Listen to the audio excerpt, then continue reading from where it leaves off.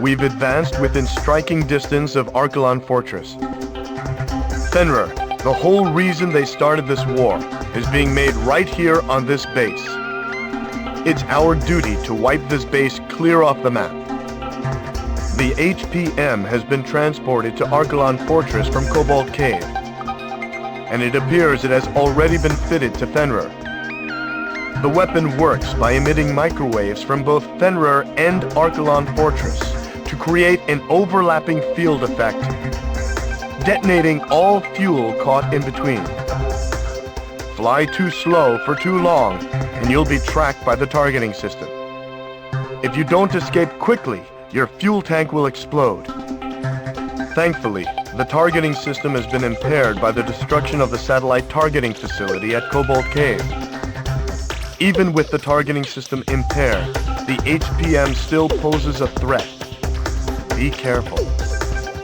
We've also received intel that the Archelon Fortress is equipped with the same type of shock cannon employed on the Gleipnir. Sir, we've succeeded in freeing Aurelia. The war should have already been over for us. But someone has to put an end to this. Just make sure you come back alive.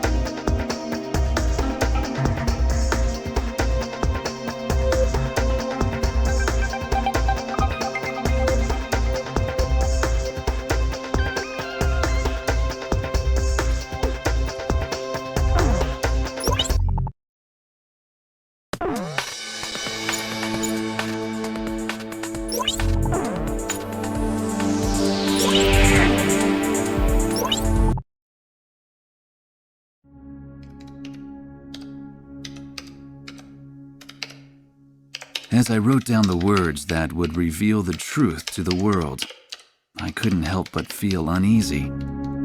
It said that the only true winners in any war are those who achieve what they intended. Diego Navarro had left Aurelia's capital in defeat, yet his goal of increasing arms exports had been achieved. It seemed as though he may be the true victor in this war. After returning to his homeland, it appears that he now plans to unveil the ultimate weapon before his countrymen. Satellite images of the Archelon Fortress will provide the backdrop for his speech to the world. Such audacity must come from his confidence in this ultimate weapon, Fenrir. There's no such thing as a foolproof plan, I whispered to myself as I watched the sun slowly wheel across the sky overhead. Even the country's hero, still in the heat of battle, hadn't returned home for the celebration of victory. The Southern Cross will ensure Navarro's plan ends in failure. Ain't that right?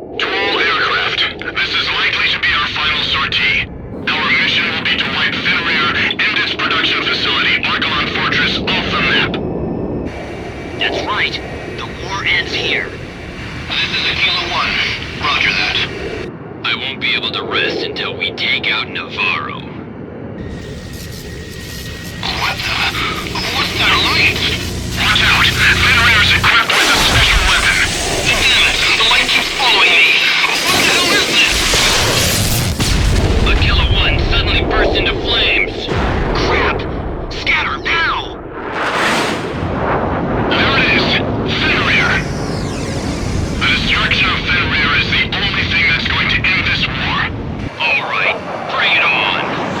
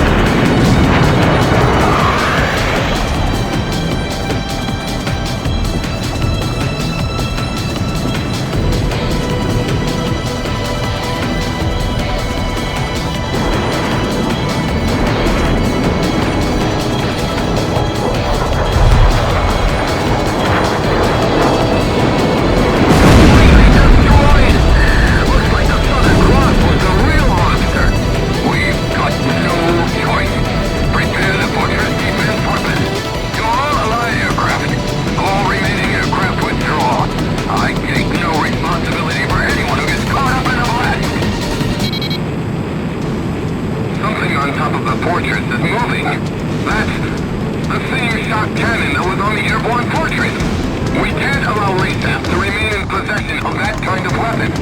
Do what it takes to destroy the shot cannon. Shot cannon firing preparations complete. Aquila 3, lower your altitude.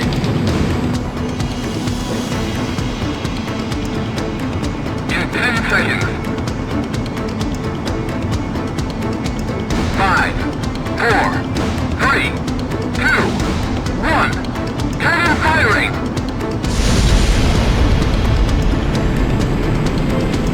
Aquila 3's been hit! Damn it, we've lost him! Destroy the shot cannon!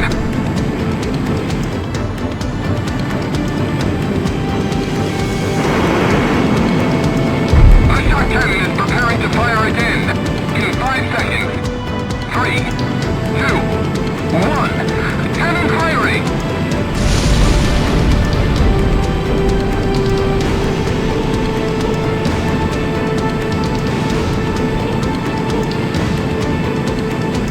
Shot cannon firing preparations complete.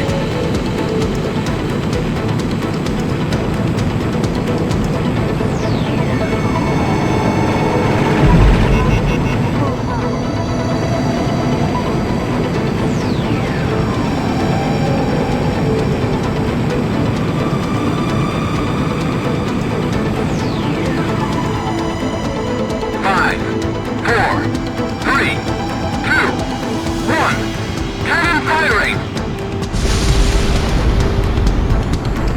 Watch out! This cannon's firing time is shorter than the airborne fortresses.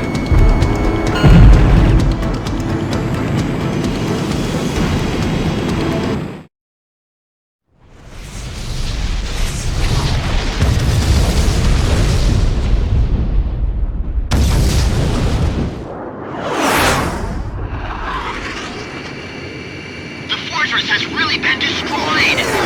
He was able to fly his way through those shockwaves. Incredible! You've done it, Griffiths 1! I knew our ace could do it. That's the Southern Cross for you. It certainly is. He's Aurelia's hero after all. Crux to Griffiths 1. That was a little too risky, sir. It made me nervous just watching you. It wouldn't feel like a victory if you weren't there to celebrate it with us, sir. When you think about it, you can't help but feel sorry for Laysath's soldiers. They were nothing but pawns in Navarro's sick game. Well, it's finally over, isn't it? Let's head home. To Aurelia.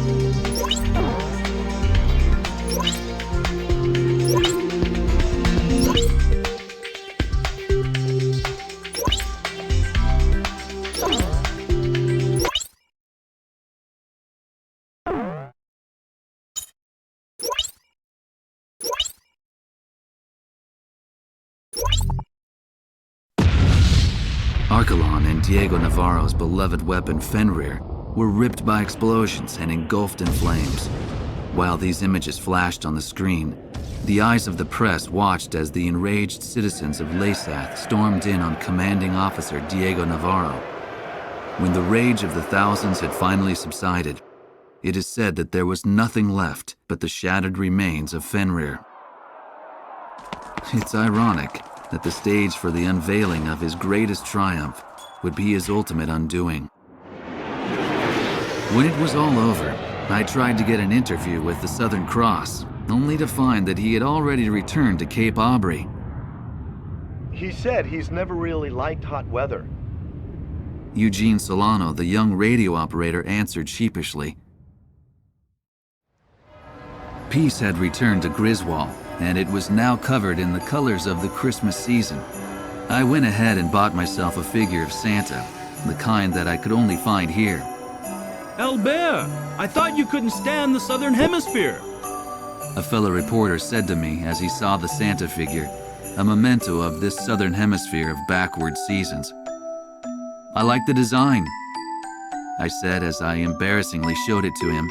It bore the emblem of the Southern Cross.